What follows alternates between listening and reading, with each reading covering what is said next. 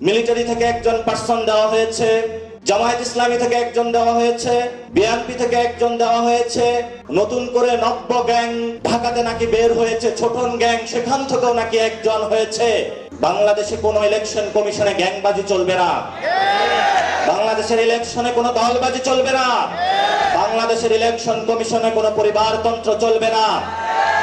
Election কমিশনকে military মুক্ত করতে হবে, সিভিল ফরম্যাটে ফিরিয়ে আনতে হবে, এটাকে জিয়াবাদ মুক্ত করতে হবে, জামায়াত ইসলামী মুক্ত করতে হবে, জনগণের ইলেকশন কমিশন জনগণকে ফেরত দিতে হবে।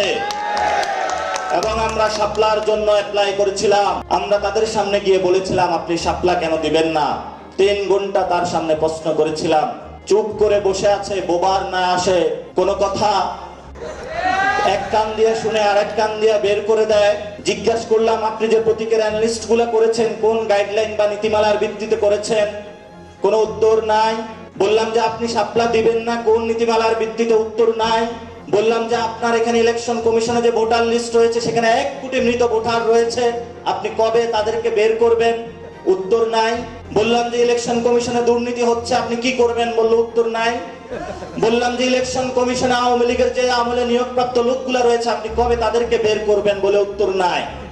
তবে এই ক্ষেত্রে একটি চমকপ্রদ উত্তর তারা দিয়েছে। একদিন নামাজের পরে নাকি সবাইকে ডেকেছে, বলে তোমরা সবাই কোরআনের শপথ করো, ইসলামের শপথ করো, তোমরা আগামী ইলেকশনে আওয়ামী লীগের দিকে মুখ ফিরাবে না, জনগণের জন্য কাজ করবে। এই যদি হয় বাংলাদেশের ইলেকশন, বাংলাদেশে কোথায় থেকে আবার গণতন্ত্র আসবে? বাংলাদেশে যে রাজনৈতিক দলগুলো গত 15 বছর গণতন্ত্রের কথা বলেছে, তারা শুধু গণতন্ত্র বলতে এতটুকুই বুঝে যে শেখ ফ্যামিলি চলে যাবে, জিয়া ফ্যামিলি আসবে, জিয়া ফ্যামিলি চলে যাবে, শেখ ফ্যামিলি আসবে। বাংলা গণতন্ত্র বলতে এটা বুঝি না। আমরা গণতন্ত্র বলতে বুঝি জনগণের অধিকার। এই জনগণের অধিকার ফেরতে যেতে যদি আবার শেখ ফ্যামিলি, জিয়া ফ্যামিলি, মওদুদি ফ্যামিলির আবার ফেরত আনার চেষ্টা করতে হবে। আপনাদের সাথে রাজপথে শক্ত লড়াই হবে, শক্ত লড়াইয়ের আপনারা সবাই প্রস্তুতি নেন।